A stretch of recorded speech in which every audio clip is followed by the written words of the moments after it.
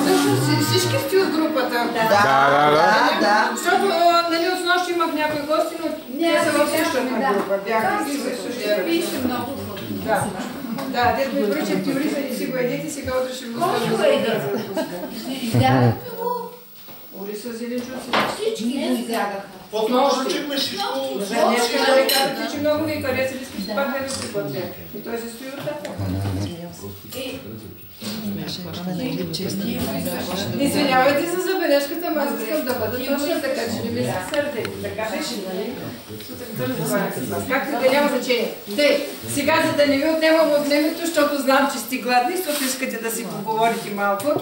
Значи хора, има моменти в тези хижа, аз съм почти 15 години, когато наистина съм особено щастлива и понеже вие решихте да дойдете тук, тия, които сте минали по този път, по който си аз още не съм минала. Дай Боже, ще го Миналата седмица се върнах от Матер Хор и от И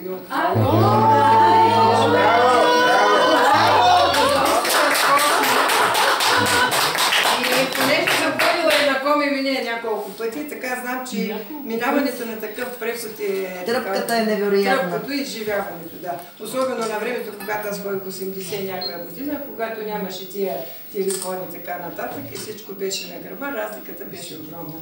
И още един път много съм щастлива, че вие решихте по този повод и да гостувате точно при мен. Сега за тези, които за първи път идват, защо съм с тия хубави уханни битки, с здравица, разбира се, защото съм въвела ритуал всичките си гости на хижа, за да посрещам по стар български обичай с хляб и сол. От колко години? 15. Правя го, защото това е най-българския обичай. И след като е най-българския, трябва да се помни, да се знае, да се прилага. Може да ходим и в Испания, и в Италия, и в Швейцария, и където и да е, но все пак в България си е България. Защото съм установила за тези години, че е изключителна чест и уважение, когато някой ти дойде на гости в къщата и бъде посрещнат по такъв начин.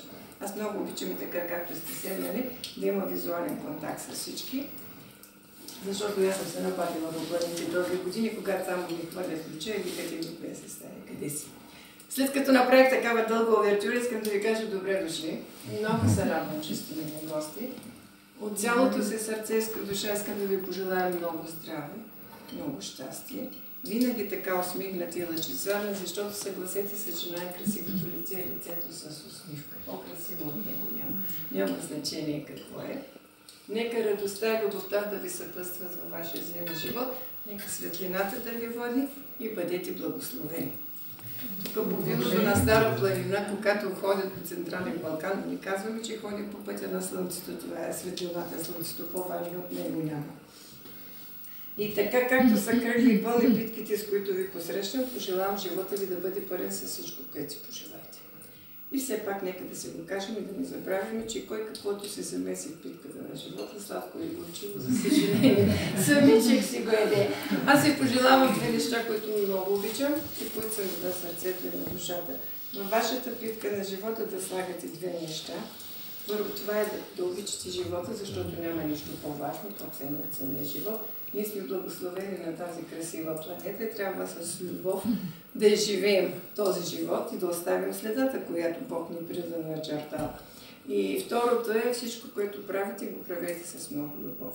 Защото няма по-щастливо сърце от сърцето изпълнено с любов и няма врата, която да не се отвори такова сърце. И аз предполагам, че вие, когато сте тръгнали по пътя на каминото в Пиренеите, сте тръгнали точно с много любов.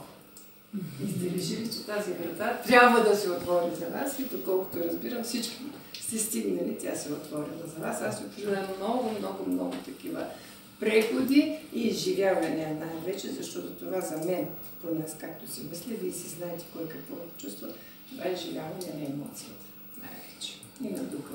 То всъщност човек за това, който по планината да си калява волята и докато няма смисъл. Или да има уши отворени за красотата, защото инак е безсмислица.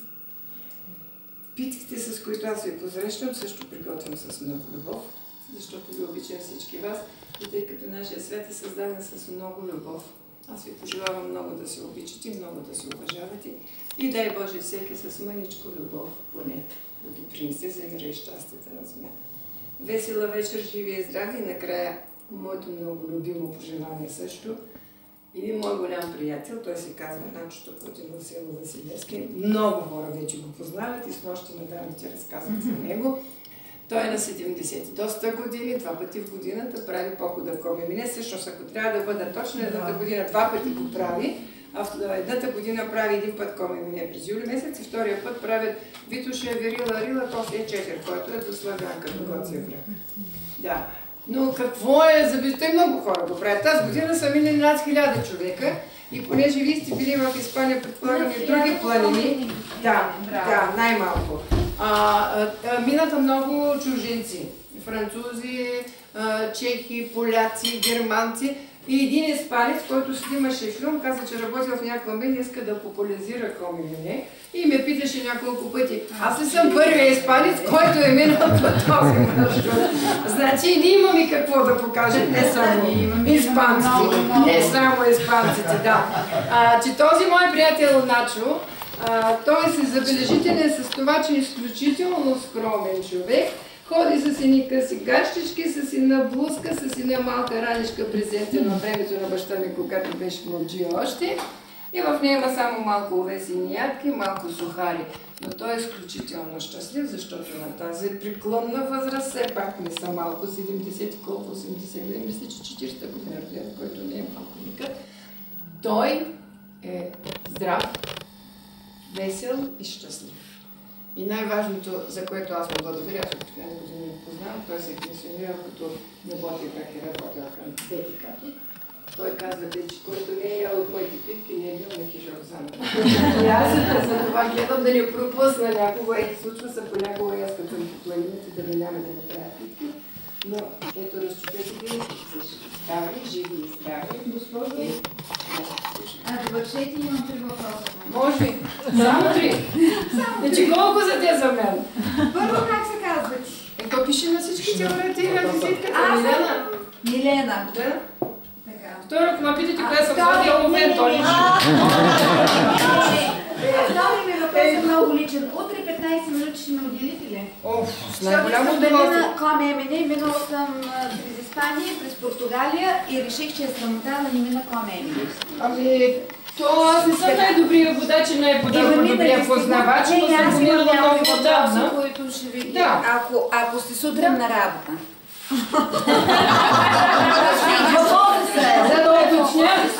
За да уточня, аз съм арендатор тук и трябва всяка минута или никоя минута да не съм на работа. Така че аз не съм на заплата.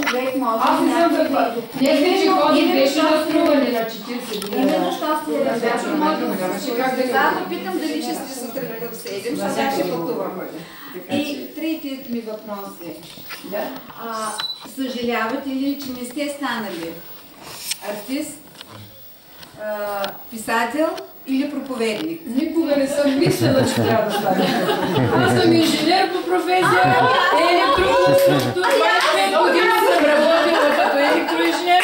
Фабриката я закриха, продадоха и машините, унищожиха. А даш, я погледна малко насам. А даш?